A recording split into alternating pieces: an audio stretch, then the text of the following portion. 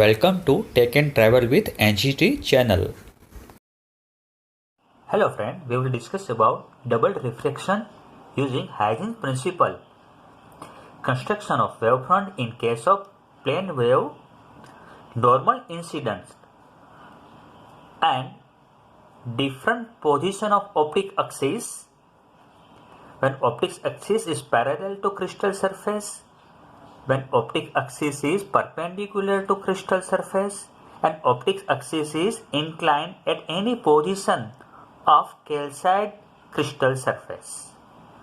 Okay, here we will construct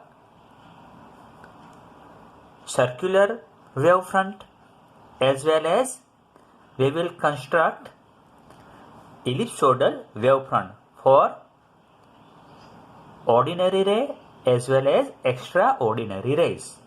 So before this you should know what do you mean by double refraction of a light. So let me say what do you mean by double refraction of a light. One can get two refracted ray from one incident ray. The phenomena is called double refraction. In double refraction you can get extraordinary ray and ordinary ray.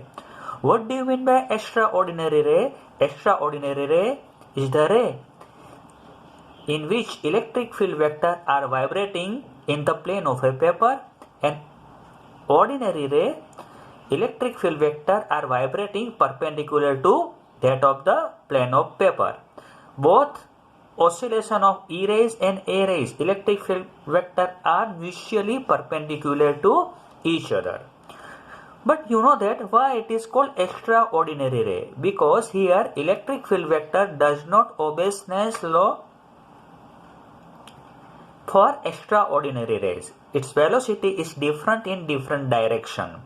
So you can say this type of a wavefront, path of the wavefront followed by extraordinary ray is ellipsoidal. But for ordinary ray, this obeys Snell's law. Its velocity remains same in every direction.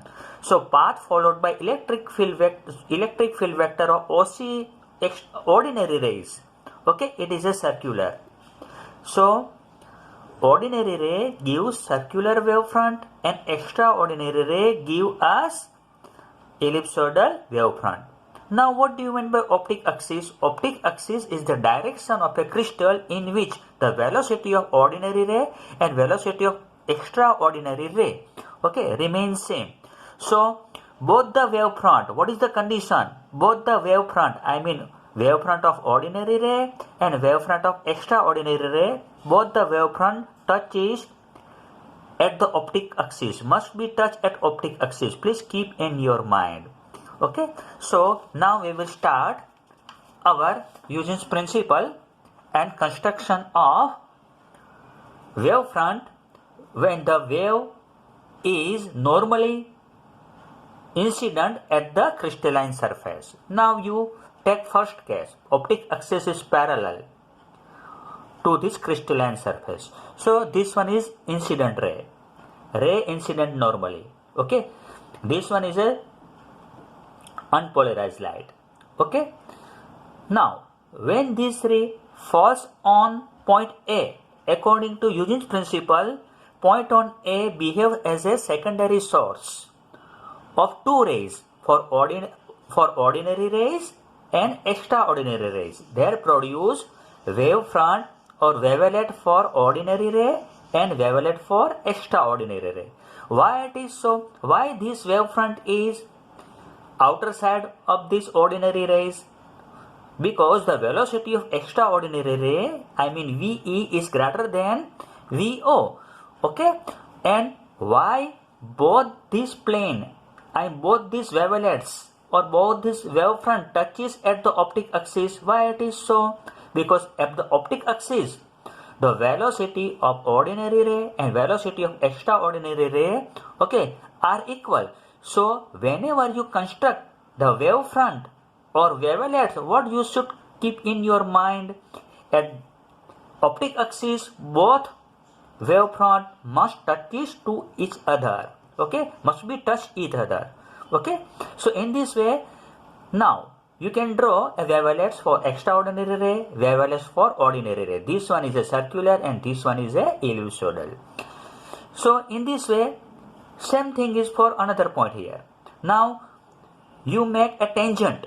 Tangent OA dash, OO dash give us tangent to the wavelet. OO dash, this tangent give us the wavefront of ordinary ray. Similarly, tangent drawn to the wavelets of extraordinary ray give us wavefront of extraordinary ray. Now you see VE is greater than VO and the direction of E ray and A rays are remain same. You can see here the vibration of extraordinary ray, here the vibration of ordinary ray. But please keep in your mind, oscillation of electric field is perpendicular to the plane of paper. Here oscillation of electric field is parallel to plane of paper. Okay, and both rays are traveling in the same direction. So you can say at the point of intersection, this determines the direction of the wave propagation here. Okay, now you consider distance traveled by wavelet from the origin for O ray, it is AR, and distance traveled by wavelet of extraordinary ray from the origin is AR dash.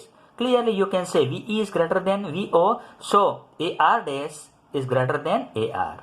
So this one is the construction of wavefront for, let me say, ordinary ray and extraordinary ray when the beam of light or plane wave is normal incident, and in the case of optic axis is parallel to the crystalline surface. Similarly, you can see second case.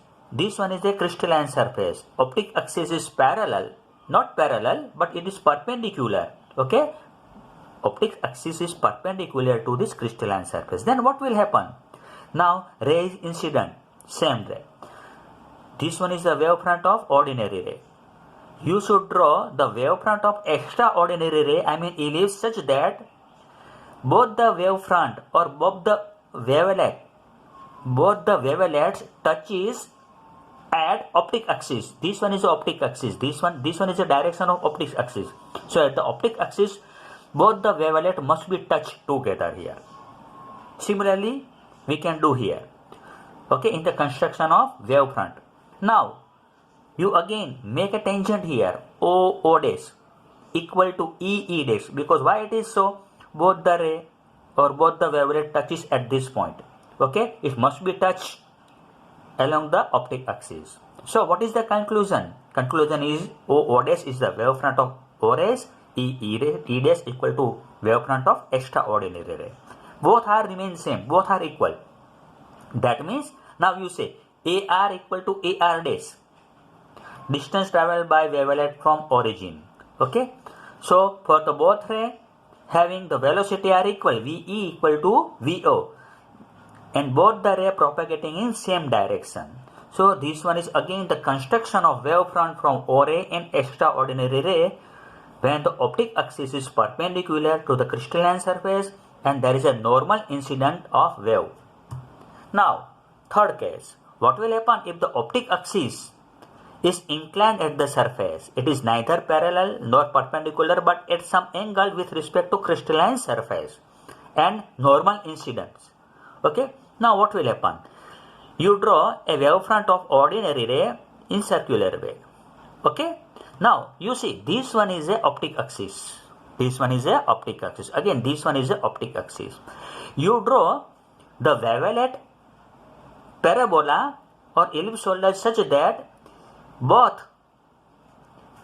wavelets of ordinary ray and wavelets of extraordinary ray touches together at the optic axis. This one is the optic axis. You draw a this type of a second figure of extraordinary ray. Let me say wavelets, I mean ellipsoidal wavelets such that this touch at the circular along this optic axis. Okay, now you again make a tangent at O wavelet, okay, or circular wavelet, OO dash. OO dash gives wavefront of O rays.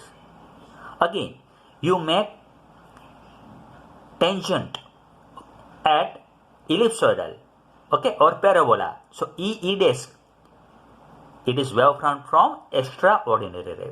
But you know that this wavefront, I mean ellipsoidal wavefront for extraordinary ray, it outside and this one is inside. That means naturally we can say VE is greater than VO.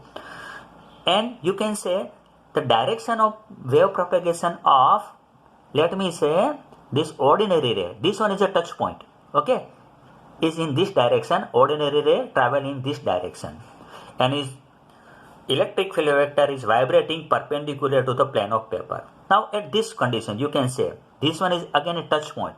From this you can say the direction of wave propagation, okay.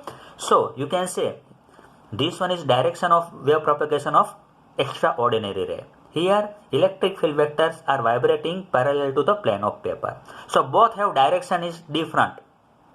So ordinary ray and extraordinary ray will travel in different direction.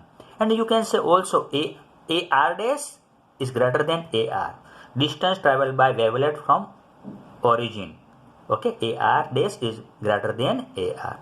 So in this way we construct the wavefront using Huygens law or Huygens law, okay, when the plane wave is normal and different position of optic axis. Thank you.